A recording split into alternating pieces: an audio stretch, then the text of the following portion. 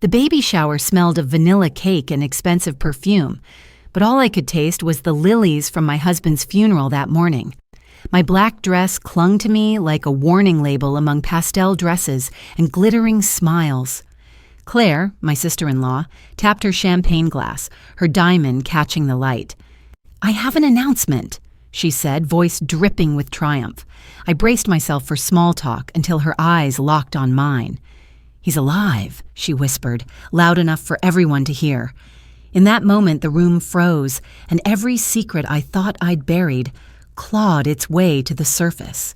I stood in the corner of the room, my fingers tightening around the stem of a champagne flute I had no intention of drinking from.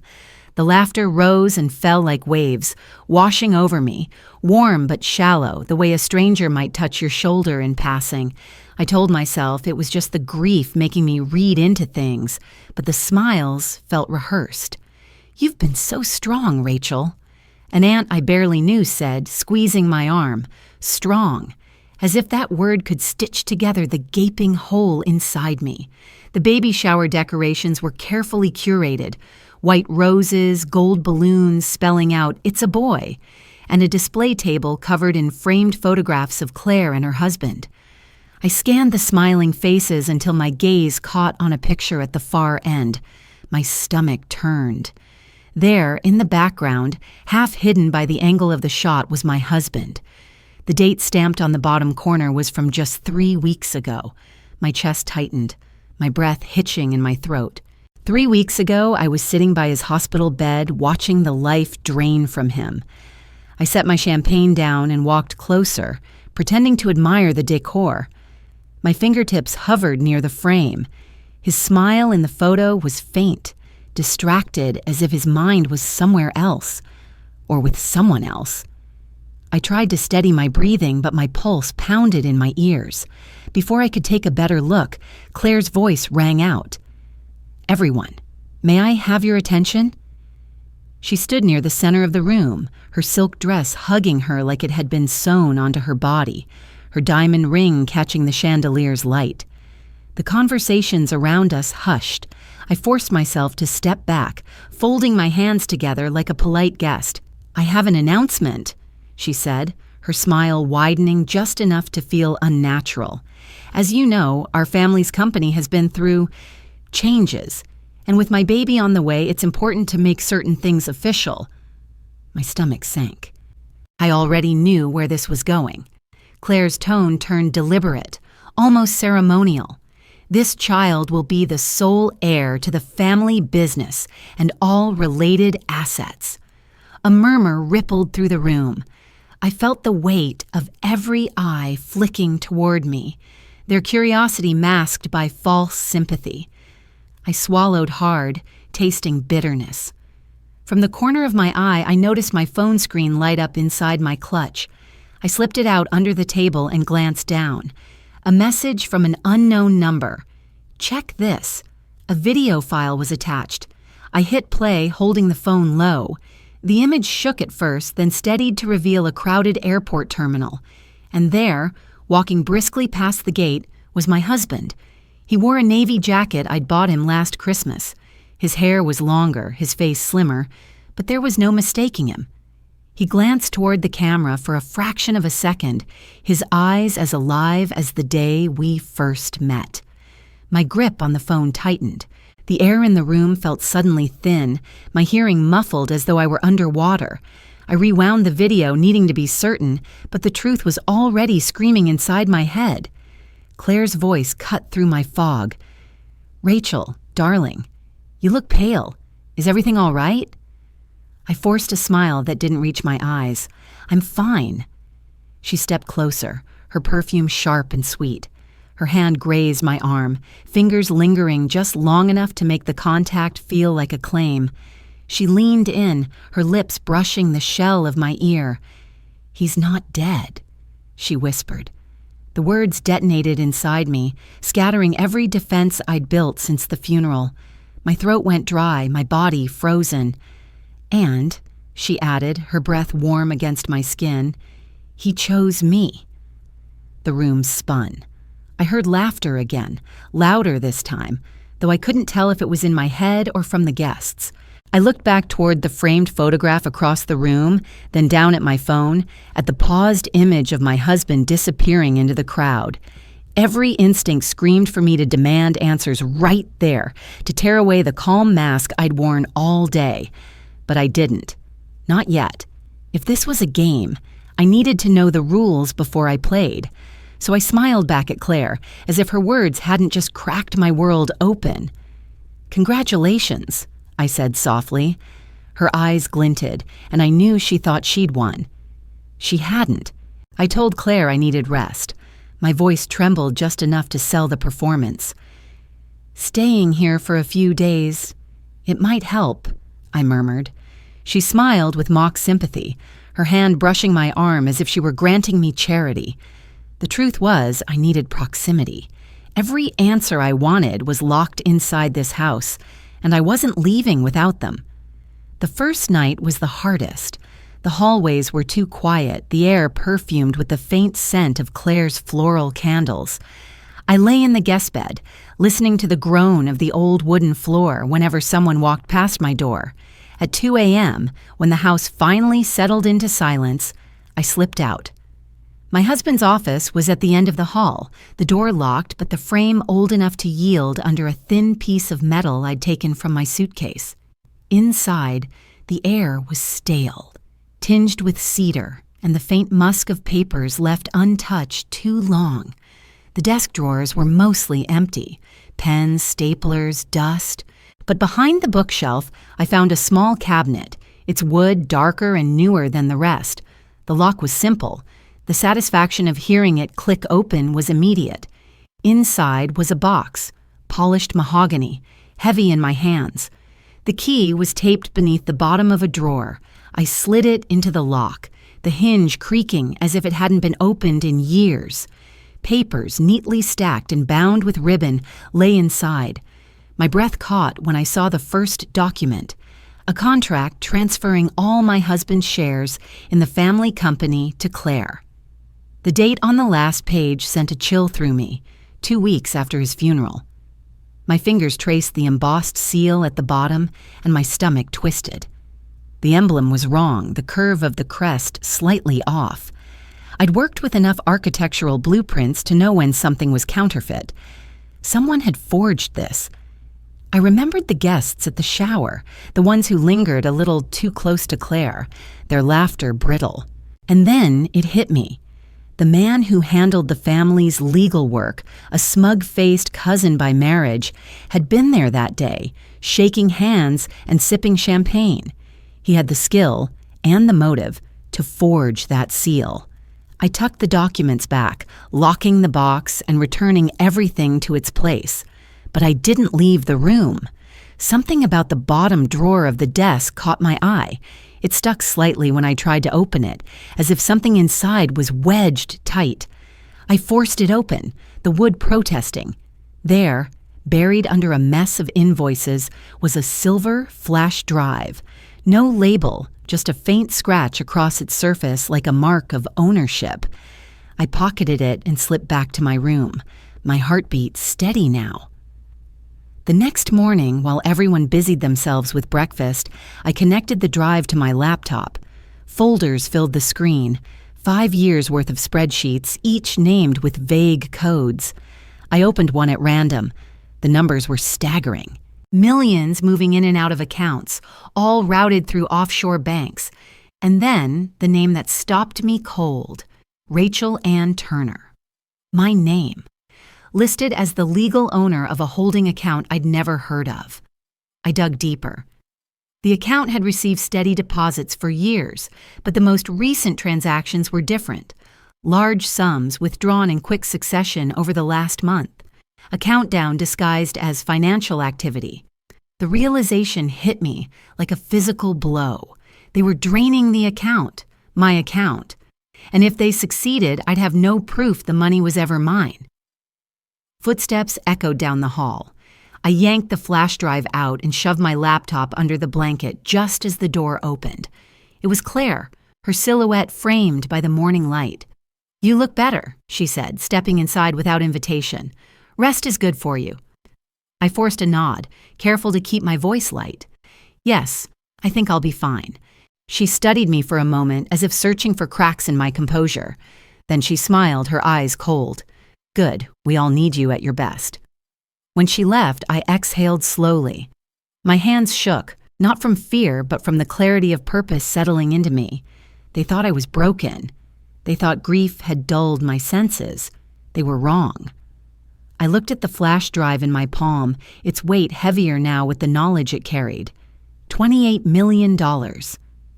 That was the number stamped into my memory, the number that could save me or destroy them. They didn't know I had it. Yet. And if I played this right, they'd never see me coming. I chose my moment carefully. Over coffee at the kitchen island, I let my voice soften, let my shoulders sag.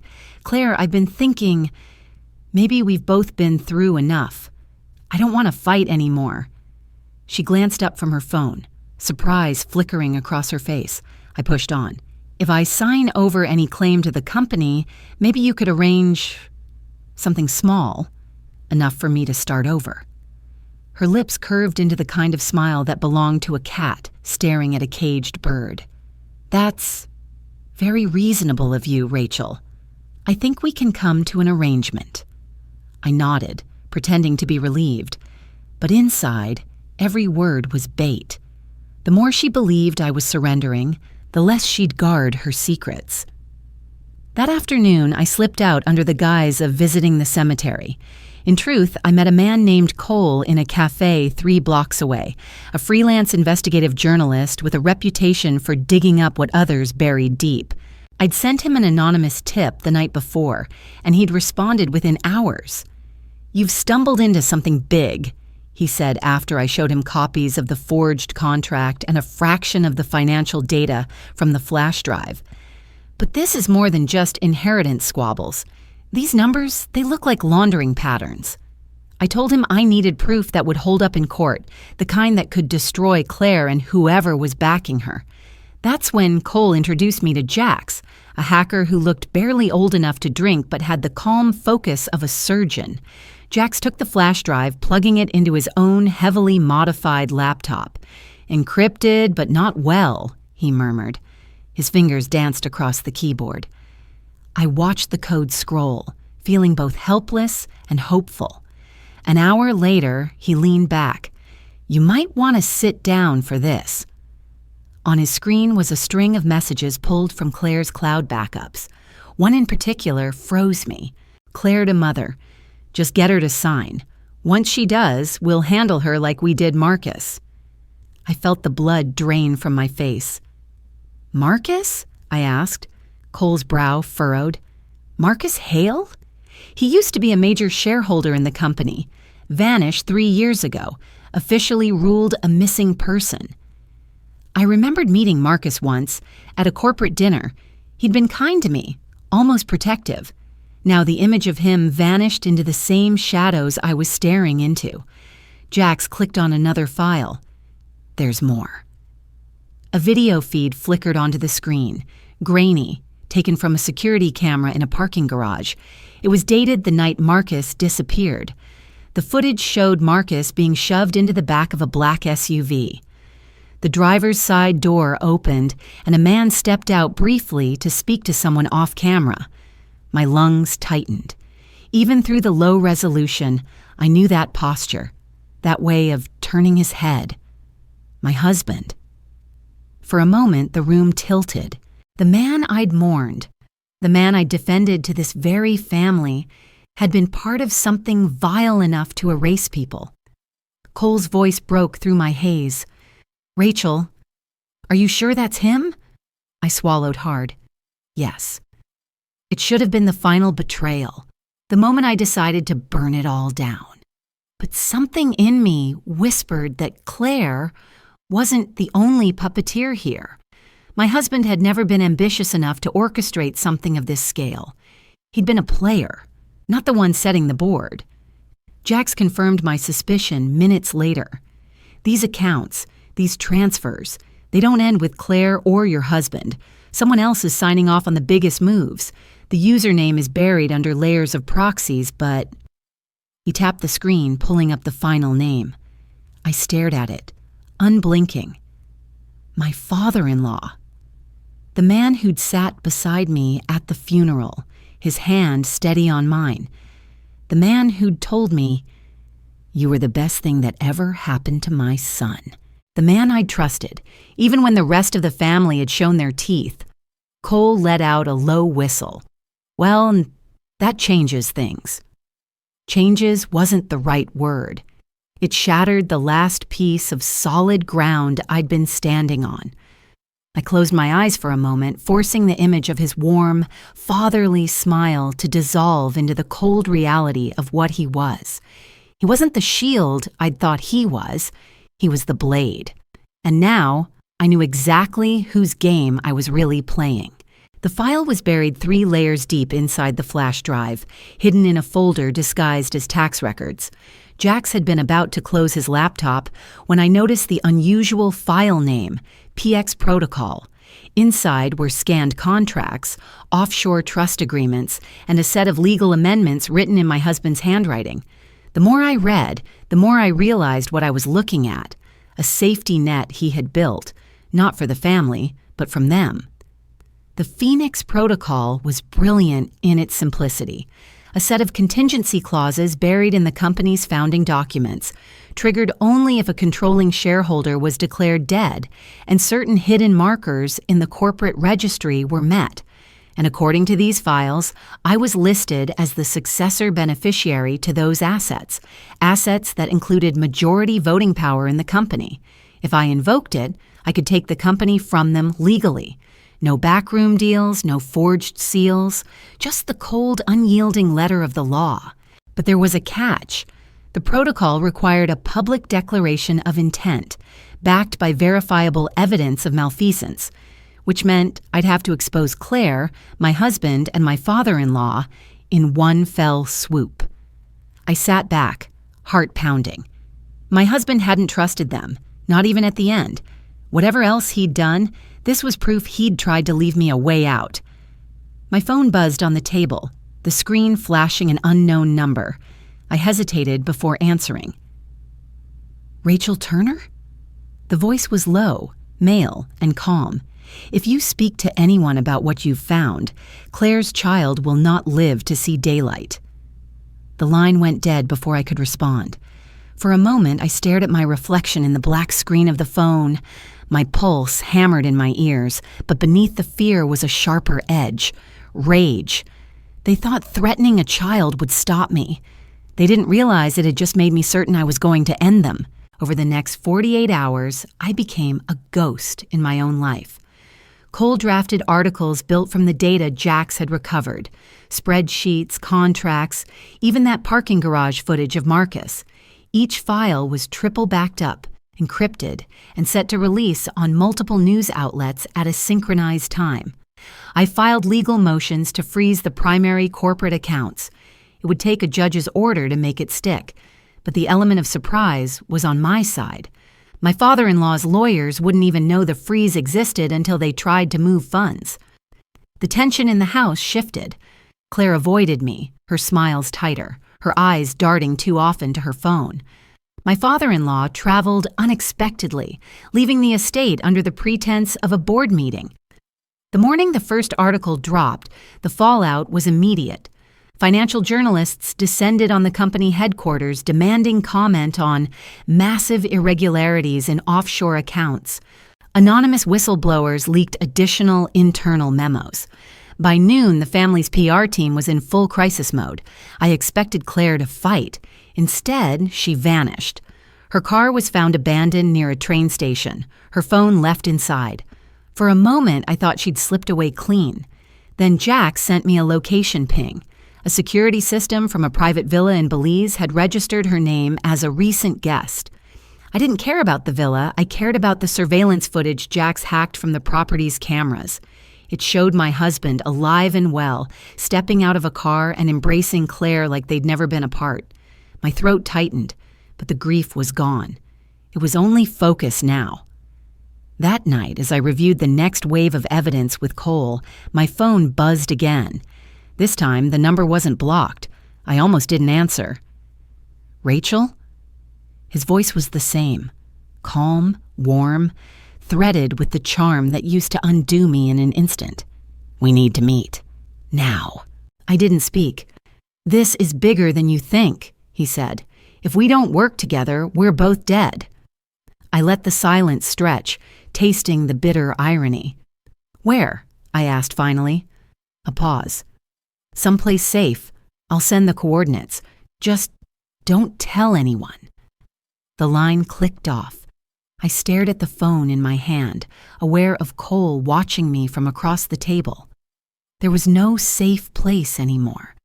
But there was one truth I was certain of. This meeting wouldn't be about saving each other. It would be about who would walk away alive. By the end of the week, the court order went through. The Phoenix Protocol had been triggered, the legal filings airtight. I was now the majority shareholder of the company and the sole signatory on the offshore accounts. $28 million transferred into holdings under my control. It should have felt like victory.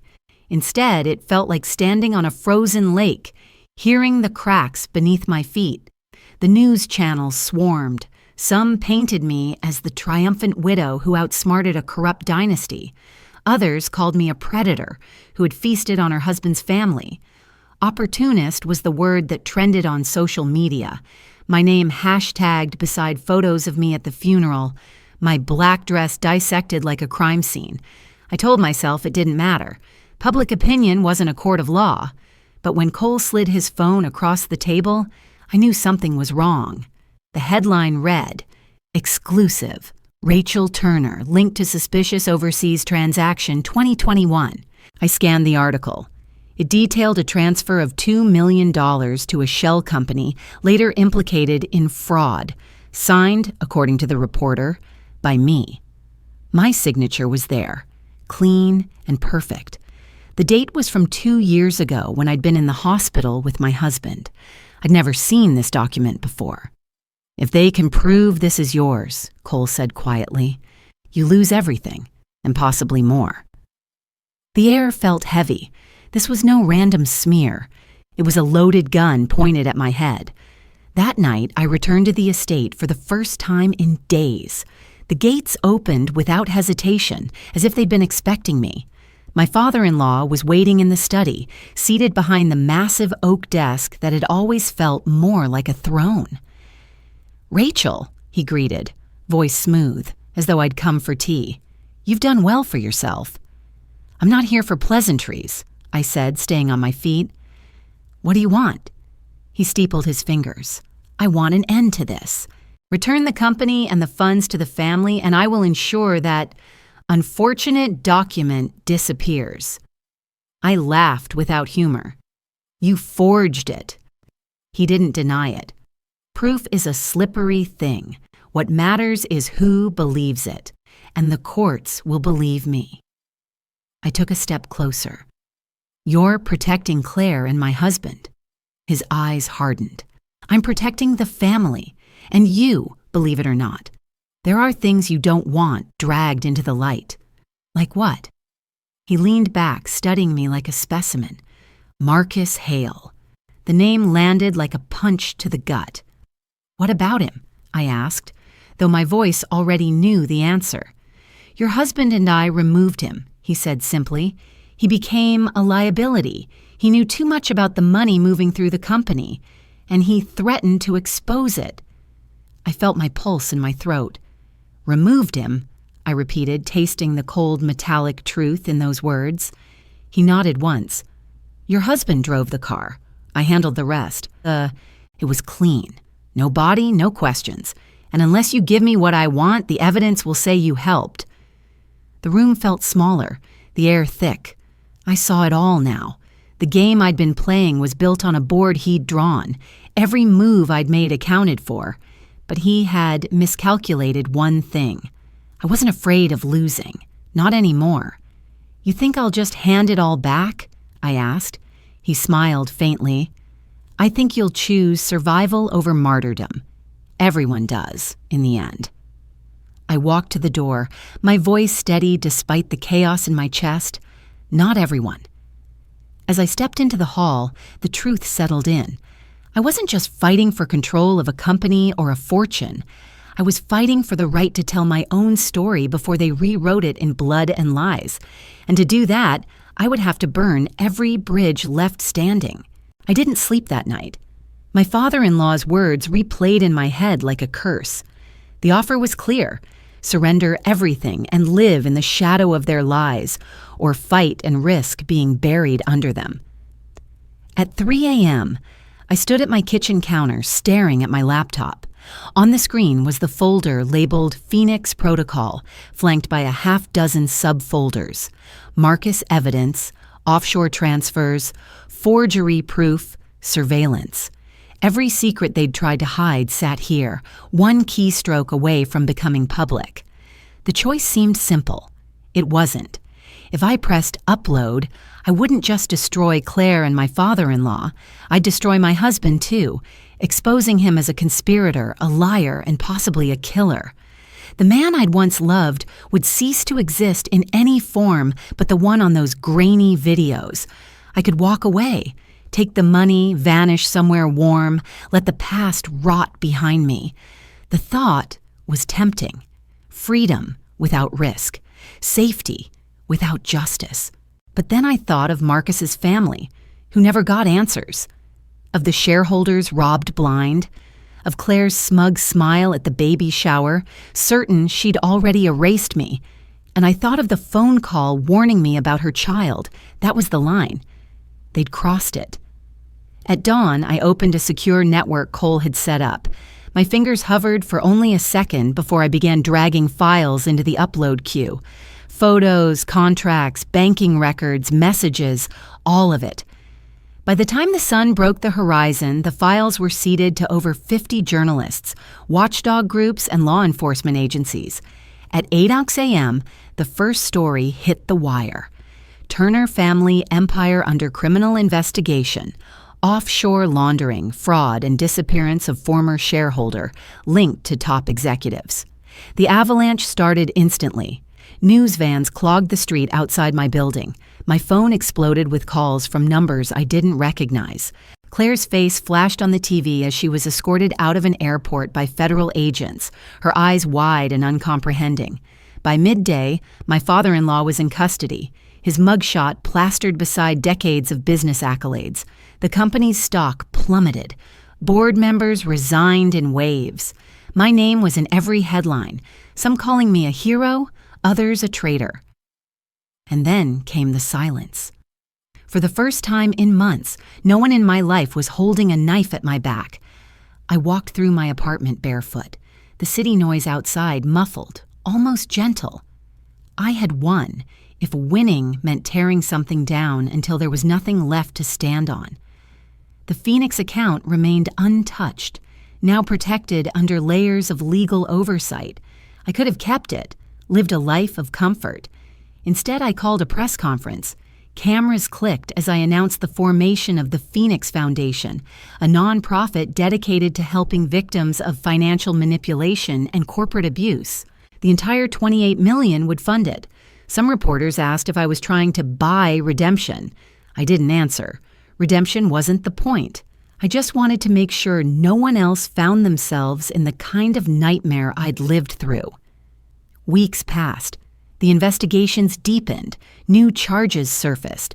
My husband's name appeared in official documents listed as at large, with an international warrant attached. Part of me wondered if he'd ever be caught. Part of me wasn't sure I wanted him to be. One rainy afternoon, I found myself in a small coastal town far from the city. I'd been traveling quietly, visiting potential Phoenix Foundation partners, keeping my head low. That day, I stopped at a cafe that smelled of salt air and espresso, its windows fogged from the storm outside. I was halfway through my coffee when the door opened and a man in a yellow raincoat stepped in, scanning the room before heading toward my table. Without a word, he set a thick, unmarked envelope in front of me. "From a friend," he said, then left before I could respond. My pulse quickened as I broke the seal. Inside was a single photograph, glossy and recent. My husband stood on a sunlit pier, his arm draped protectively around a young boy, no older than 5. The child's hair was the same dark brown as his, but his eyes, those were mine. The back of the photo bore only 3 words, scrawled in handwriting I recognized instantly. "He's ours, Rachel." I stared at the picture until the edges blurred, my breath caught between disbelief and something deeper, more dangerous. Was it a taunt? A plea? A truth I had been denied for years? Outside, the rain eased, and a shaft of sunlight broke through the clouds, glinting off the wet pavement. I slid the photograph back into the envelope, my fingers trembling, not from fear, but from the weight of the choice ahead. Because no matter how much I wanted to believe the war was over, I knew this was only the end of the first chapter. And somewhere out there, the next move was already being planned.